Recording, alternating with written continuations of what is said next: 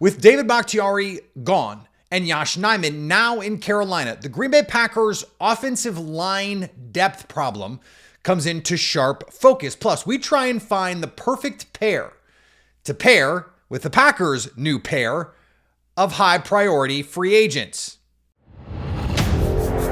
You are Locked On Packers, your daily Green Bay Packers podcast. Part of the Locked On Podcast Network, your team every day.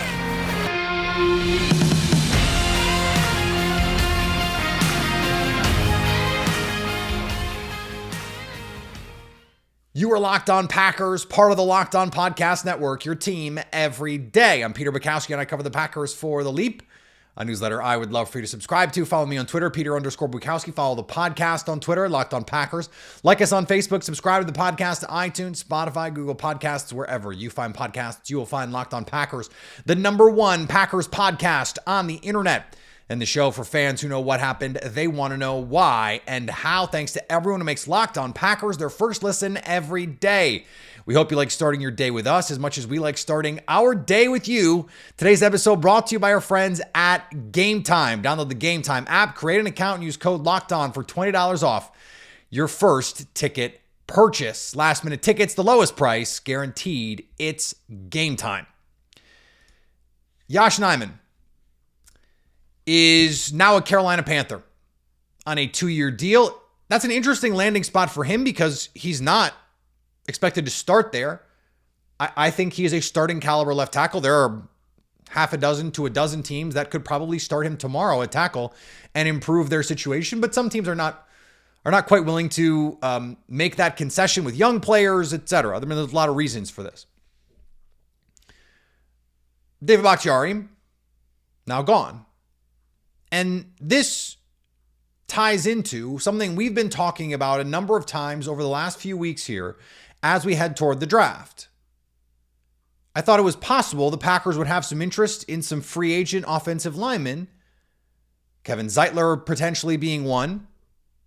He signed with the Detroit Lions yesterday on a 1-year deal. Now, they have a transition plan in place with Sean Rhyan. He's going to be your incumbent now at right guard. He's going to be the expected day one starter at guard. But as we've discussed, this is an offensive line that now has nothing in the way of depth. Rasheed Walker is no longer a swing tackle who comes in and plays really well and gives you quality play. No, he's your incumbent. He is your starter. We know Zach Tom, Elton Jenkins, they're your stalwarts. And then your question marks. What is Sean Rhyan able to give you? I think talent-wise, he is someone who could come in and project, getting all the snaps, getting all the reps, getting a full offseason to prepare to be the starting right guard that has a chance to be a really good player. He was someone I really, really liked in the draft. Josh Myers, that's a spot where they can improve, to be sure. Behind them, it's nothing. It's nothing. And I have reached the point where it has become clear to me that the Packers are going to take a tackle at 25 or 41. Because after that, there is a significant drop-off in player quality. Even if this is a deep tackle draft, I mean, there are like 10, 12 guys who could go in the top 50. But after that, there's really no one to discuss. And those guys are really good at the top. Some of them are tackles who can play guard. Some of them are tackles who can play tackle. Some of them are tackles who can play center. The Packers tend to like guys who are tackles to play pretty much wherever. So when you look at the top of this class, basically all of them, anyone we have athletic profiles for anyway, this is a unique year in that very few of the top players actually tested in ways where you go, I don't know. Like all the first rounders. And this is, I'm talking about projected first rounders before, not just offensive line, kind of everybody tested like first round players. That's pretty rare. Like you can go back and look year after year, you don't have to go back very far. You go back to last year, the year before, Guys are going in the first round, and you're like, well, that guy's not a premium athlete. That guy's not a premium athlete. That guy's not a premium athlete. At positions where generally athleticism is necessary. Or if it's not necessary, it is certainly a priority. But you look at all these top offensive linemen, they are freak shows. I mean, 6'7", 330, and can move with power too, not just dancing bears, guys that can go up and pass protect. No, guys that can go move bodies in the run game. J.C. Latham from Alabama, Jordan Morgan from Arizona, Talisi Fuaga from Oregon State, Troy Fautanu from Washington. And that's to say nothing of Joe Alt and Olu Fashanu and Marius Mims, who's 6'8", and like it's crazy. The list goes on and on and on of these guys at the top. Now, after Kingsley Suamatia, there's a couple guys at the top of the second. There's a big drop-off. If the Packers are going to get one of these guys, I didn't even mention Graham Barton, who's just a Packer. He's just a Packer. Come in, can play tackle if you want him to, but more likely, I think he can be a Pro Bowl center. Let him compete at right guard, but I think you have a nice answer at right guard. I would bring him in and say you're a center and a swing tackle. Because if he doesn't win the job, that's probably where he's going to have to play as a rookie. If he doesn't beat out Sean Ryan or Josh Myers, and who knows, that would be the situation. This is the draft to go get a tackle. And I hear people say, oh, they don't need a tackle. No, just because he's not starting, maybe, doesn't mean they don't want to have to take a tackle. They have an offensive line that I think would be totally fine. I was, in fact, just having this conversation with Mike Clay from ESPN. It's a bit dangerous to look at, let's say, Pro Football Focus's individual grades and say, oh, well, the Packers offensive line is just kind of okay. When if you look at, say, the pass blocking grades, you look at the composite numbers, Sports Info and Solutions, Pro Football Focus, and pass block win rate. Ben Baldwin at The Athletic puts together a composite ranking. I believe the Packers were second in pass protection last year by that metric.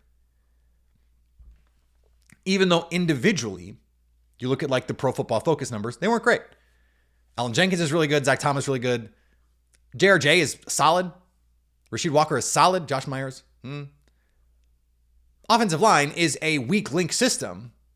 But when as a group you perform better than the sum of your parts, you get what the Packers were.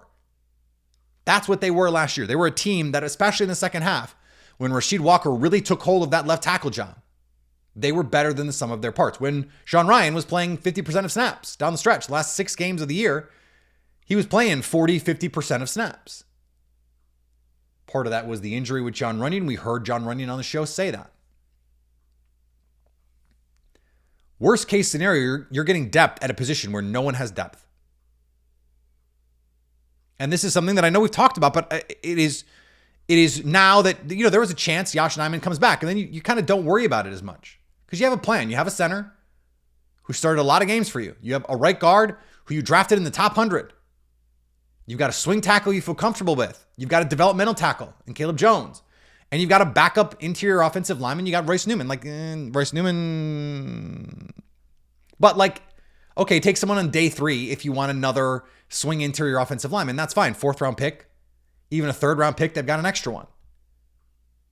We actually do a draft that we did on Twitter yesterday that I'm going to share at the end of the show. This is kind of perfect because we're going to tie in the A block and the B block with the C block. And in the B block, coming up, we are going to try and make a perfect marriage, a perfect pair with Xavier McKinney and Josh Jacobs. That's coming up on Locked On Packers. Today's episode brought to you by our friends at Game Time. You shouldn't have to worry when you buy tickets to your next big event. Game Time is the fast and easy way to buy tickets for all the sports, music, comedy, and theater events near you. With killer last-minute deals, all-in prices, views from your seat, and their best price guarantee, Game Time takes the guesswork out of buying tickets. Game Time has deals on tickets right up to the start of the event and even an hour after it starts. It's the place to find last-minute seats. With Zone Deals, you pick the section and Game Time picks the seats for big-time savings. And the Game Time guarantee means you'll always get the best price. If you find tickets in the same section and row for less, Game Time will credit you 110% of the difference. Take the guesswork out of buying tickets with Game Time. Download the Game Time app, create an account, and use code LOCKEDON for $20 off your first purchase. Terms apply. Again, create an account, use code LOCKEDON for $20 off that first ticket purchase. Download Game Time today. Last-minute tickets, the lowest price guaranteed. And thanks to everyone who makes Locked On Packers their first listen. As you know, Locked On has launched the first ever national sports 24/7 streaming channel. Locked On Sports today. Baseball fans, mark your calendars for March 20th at 7 p.m. Eastern for the best Major League Baseball season preview coming exclusively to Locked On Sports today. On March 20th at 7 p.m. Eastern. That's coming up. Be the first to get local insight from Major League Baseball local experts of the Locked On Podcast Network. No one does it better than we do. Find it on March 20th at 7 p.m. Eastern on the Locked On Sports Today 24/7 streaming channel on YouTube or the free Fire TV channels app. So it was interesting. I was putting together a mock and thinking about the needs and the structure of the team and what free agency has done to change what the Packers need. And it struck me that Xavier McKinney covers a lot of warts. I wrote about this at The Leap, a newsletter I would love for you to subscribe to. That he makes the linebackers not have to be right all the time because he's right so often. He is an incredibly instinctive player. He reads things so fast. And it's one of the reasons why his 4.640 is not a problem for him because he diagnoses so quickly. Comes down and he plays faster than that 4.6. Sure, to be sure. But they don't have another starter at safety. Not right now. Anthony Johnson Jr., who I think can be a good player. I think this would be his third year playing safety. He's still figuring this all out. So when I was thinking about, okay, what does Xavier McKinney bring at safety? Well, basically Jeff Hafley's perfect player minus one thing. So he can play in the post. He can play deep middle. Single high, cover 3, cover 1, he can do it. Or he can play in the slot, cover tight ends. He can play in the slot, cover receivers. He can play in the box and fit the run. He can play deep half, cover 2, cover 4, cover 6, whatever you want to do. So one place where he does not consistently impact the game is creating turnovers. Now, he had 3 interceptions last year that would have led the Packers. But it's still only 3. And he probably dropped or had the chance to make 2 or 3 more. And in a given year, there's some luck involved in this. There's just some the bouncing of the ball bounces just the right way into your hands. Or you take your eye off it for a split second. Of course, catching is a skill. But we're talking about a 24-year-old. He can get better at that. But if I'm thinking about the kind of player in a perfect world that I want next to Xavier McKinney, for me, it's someone who can take the ball away. Someone who has that ball hawk mentality. Someone who makes plays on the ball consistently and can play anywhere. Because then that means you can line up Xavier McKinney anywhere. He doesn't just have to go live in the post. Someone who can also play in the post means now I can put Xavier McKinney in the slot. I can blitz him off the edge. I can disguise him from the slot or from the overhang or from wherever I want. Having someone like that would be really nice. So there are 3 players in the draft who have different kinds of skill sets who I think could be really nice complementary pieces. At the top of the list is Tyler Newman from Minnesota. A ball hawk. He consistently makes plays on the ball. Consistently. He can play deep half. He can play deep middle. He's not going to be, a superstar tackler, but Xavier McKinney is the best, most consistent tackler, or at least was last year in the league.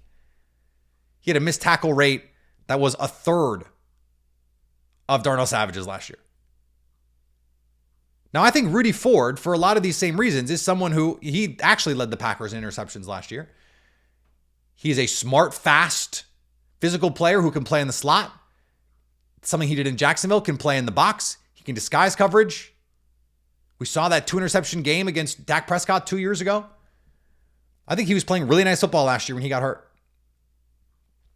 I would be bringing him back. That is someone who I think would be a very nice compliment to Xavier McKinney. He has the speed that Xavier McKinney lacks. He can create turnovers and he can play in the box. So I really like that. That's not an addition necessarily, it's a retention, but another guy who can make plays on the ball. Adrian Taylor-Demerson. This is my guy. I think at 58, this is someone that the Packers, I'm like, that might seem early. I think that's right in the range. Someone who at 5'11", 190 plus, ran 4.4s, can play in the slot, had 200 plus slot snaps each of the last 3 years, can play deep middle, and the deep middle is where he thrives. He watching him is so incredibly fun because you watch the Texas Tech defense and all of a sudden he just jumps into your view. Just jumps into your view. Like you're watching the ball, you're trying to see him fire, and all of a sudden he's flying across the screen and going making a play. He consistently makes plays on the balls in front of him. So being able to have ball production isn't just about interceptions. It's about incompletions. It's about creating pass breakups or muddying windows by breaking on the ball. He is someone who I think would be terrific in that regard. Now, there are some guys who also have overlapping skill sets that I still think make sense for Green Bay. Someone like Javon Bullard from Georgia. I think he's better in the slot than playing deep half or deep middle. So in that way, he's not the perfect complement, but he is certainly still a complement. Someone who can play safety, someone who could be a third safety for you and play in the nickel. He can play deep half. It's just not where he looks the best. I think he looks the best close-ish to the line of scrimmage. Now he's got more of the body of a nickel. And then the other safety is Bo Braid. Disguise coverage. He can play man coverage from the slot. He got reps against Marvin Harrison Jr. Looked really good. So those are the guys. I think at the top of the list, it's Nubin and it's Adrian Taylor-Demerson. DTD. I wish that rolled off the tongue a little bit better. Now, Josh Jacobs. You also keep A.J. Dillon on the 4-year qualifying offer, which I'm sure a lot of you did not even know existed. It's one of those very quirky things where the Packers get to pay him very little and it counts even littler on the salary cap. But A.J. Dillon is not the perfect complement to Josh Jacobs. This running back room needs speed. And that was true when I thought it was going to be Aaron Jones and someone. And whatever power back they got on day 3. Or in free agency. It turns out they got a power back, Josh Jacobs, who's 226. You got A.J. Dillon, who's 250. These are 2 of the top 10 zone runners over the last couple years by Pro Football Focus grades. They need some juice, some home run hitting ability. And it's a lot of the same names that we've talked about in the past because this is something we've talked about in the past. Jalen Wright from Tennessee. Trey Benson from Florida State. Later in the draft, Isaac Guarendo from Louisville. Especially now, someone like Guarendo becomes even easier to draft now because if he's a third down or third running back, jet sweep player, gadget gimmick player who gets 2 or 3 carries a game, that's fun. And Emmanuel Wilson, I like as a compliment. I think he's very complimentary with Josh Jacobs. He's got juice. He's got speed. And if you've got A.J. Dillon and Josh Jacobs softening the middle of those defenses or the edges of those defenses or the whole of that defense, All of a sudden, now you got Emmanuel Wilson, who you can throw out there, and he can break a run at any time. He has speed. It'd be nice to get one more player. You don't want necessarily, like someone like Guarendo has kick return experience. That would give you a backup kick returner, Keyshawn Nixon, someone who, you don't want to remove opportunities for him.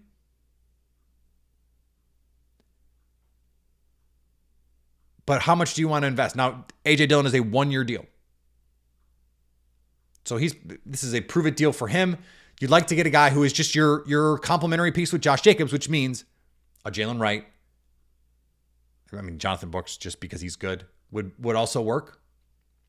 He's not a big back, has some home run hitting ability. And I think the Packers, now that you have A.J. Dillon, maybe it's easier to take someone like Brooks from Texas, who had a chance.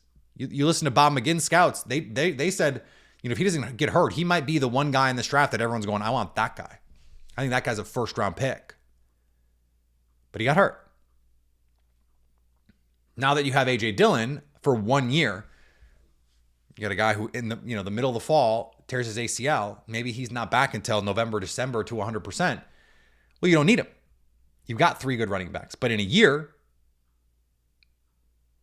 he becomes Josh Jacobs' insurance and then can eventually become your lead back. Just something to think about. Now, it just so happens. We did a mock draft that includes some of these players. I didn't even plan it. I didn't pick it. You guys did. We're going to talk about it to close the show. Did you know that even if you have a 401k for retirement, you can still have an IRA? Robinhood has the only IRA that gives you a 3% boost on every dollar you contribute when you subscribe to Robinhood Gold. But get this, now through April 30th, Robinhood is even boosting every single dollar you transfer in from other retirement accounts with a 3% match. That's right, no cap on the 3% match. Robinhood Gold gets you the most for your retirement thanks to an IRA with a 3% match. This offer is good through April 30th. Get started at robinhood.com/boost. Subscription fees apply. And now for some legal info. Claim as of Q1 2024, validated by Radius Global Market Research. Investing involves risk, including loss. Limitations apply to IRAs and 401ks. 3% match requires Robinhood Gold for 1 year from the date of the first 3% match. Must keep Robinhood IRA for 5 years. The 3% matching on transfers is subject to specific terms and conditions. Robinhood IRA available to U.S. customers in good standing. Robinhood Financial LLC member SIPC is a registered broker-dealer. And thanks to everyone who makes Locked On Packers their first listen every day. Locked On has launched the first ever national sports 24/7 streaming channel on YouTube, and now it's also available on the Amazon Fire TV app. In the free Fire TV channels, Locked On Sports Today here for you 24/7, covering the top sports stories of the day with the local experts of Locked On, plus our national shows covering every league. Find Locked On Sports Today now available on the free Fire TV channels app. We did a little mock draft. And by we, I mean we, not just, the royal we here at the Locked On Packers podcast. No, we did a mock draft with all of you. And I gave everyone options. And the results were interesting to me. So at 25, I did this on the Pro Football Focus Simulator. So I gave you the options as they were presented to me. At pick 25, Johnny Newton, the defensive lineman from Illinois, Nate Wiggins, the cornerback from Clemson, who I just took in our mock draft Monday, Jackson Powers-Johnson, the center from Oregon, and Graham Barton, the offensive lineman from Duke, were the 4 that I put in there. And I mentioned Tyler Nubin and A.D. Mitchell were also available. Graham Barton, the offensive lineman from Duke, one going away. I think Cooper DeJean, and maybe one of these stud offensive tackle prospects, I think someone like Troy Fautano, if he fell, Tyler Guyton, if he fell, would be pretty intriguing for the Packers. I think then if you had someone like that, then you had at least the option to say, hey, Zach Tom, you're the center now. Because this guy has a chance to be really, really good. Though all those guys I really, really like. But Graham Barton, I think he might start by like week 3 at center for the Packers if they took him. he'd be a swing tackle if he didn't. And I think that'd be a really good pick for them. It's going to be an offensive lineman at 25 or 41. I'm just telling you. At 41, Tyler Nubin, the safety from Minnesota, Zach Frazier, the center from West Virginia, TJ Tampa, the corner from Iowa State, and Braden Fisk from Florida State were your options. Overwhelming majority. I mean, this was the worst one. Almost 80% of you picked Tyler Nubin. And he is, if this is how the draft plays out, to me, part near perfect. Truly. Because Nubin is the perfect complementary piece. He really is the perfect complementary piece for Xavier McKinney. And Graham Barton is the perfect Packers offensive lineman because he can play all three spots. So you're getting competition at right guard, competition at center, and competition at tackle. Perfect. There are not many guys in this draft who can say that. He is one of those guys, an elite athlete, smart kid. And then you're getting like the Big Ten leader in interceptions. Someone who beat Nebraska with a walk-off interception. You know, top end speed, we don't know. He didn't run. Apparently on Instagram, he claimed to have run 4.4. It's like, well, then why didn't you run? But I don't really care, frankly. So this is about as good a 1-2 as you could get, and it just happened to work out in the mock. I think this gives you a good roadmap for how, if you're a Packer fan, you kind of want this all to play out. Get your offensive line, and then at 41, you can make your luxury pick. You have a chance to get a player who is a borderline first-round talent. That's what Tyler Nubin is. At 58, Braden Fisk was once again on the board. Junior Colson, the linebacker from Michigan. Jonathan Brooks, the running back from Texas. And Marshawn Nealon, who's a guy I really like. I think the Packers are really going to like, from Western Michigan. Pass rusher. And this one was pretty close, actually. But Colson edged out Jonathan Brooks, who edged out Braden Fisk. So you get an offensive lineman, a safety, and a linebacker in the first three picks. Not the sexiest draft anyone's ever had, but I think Junior Colson, day one starter, next to Quay Walker. Like day one. All due respect to Isaiah McDuffie, who Jeff Hafley, apparently one of his favorite players. But like Junior Colson is just a more gifted player. At 88, the options, Trey Benson, the running back from Florida State. Javon Walker, the receiver from UCF. Jerrion Jones, the cornerback from Florida State. And Christian Mahogany, the guard from Boston College. Trey Benson won that in a walk. 4.3, 840. Home run hitter. Just a no-brainer on this one. And then at 91, without going through all of the options again, Mason McCormick, the guy that I took yesterday, who we talked about yesterday, he edges out Renardo Green, the corner from Florida State, and Dadrian Taylor-Demerson, the safety from Texas Tech. Now, if you don't get at 41, you don't get Nubin. That's the spot to get Dadrian Taylor-Demerson in the third round. I think you could justify it at 58, but 88, 91 seems like more likely that's going to be where he comes off the board. I frankly think this draft is an absolute no doubt home run. No doubt home run. You got two guys in the top 100 who can compete to start on the offensive line. You've got a safety who can walk in as a day one starter, a linebacker who can walk in as a day one starter, and a running back who projects to be the perfect kind of complementary player to both of the running backs you currently have under contract and a perfect complementary piece to the high-priced free agent you just signed to replace the legend that you just let go, and who can be your RB2 next year when A.J. Dillon is gone. You guys did it. Like, I had planned to do the complimentary piece thing.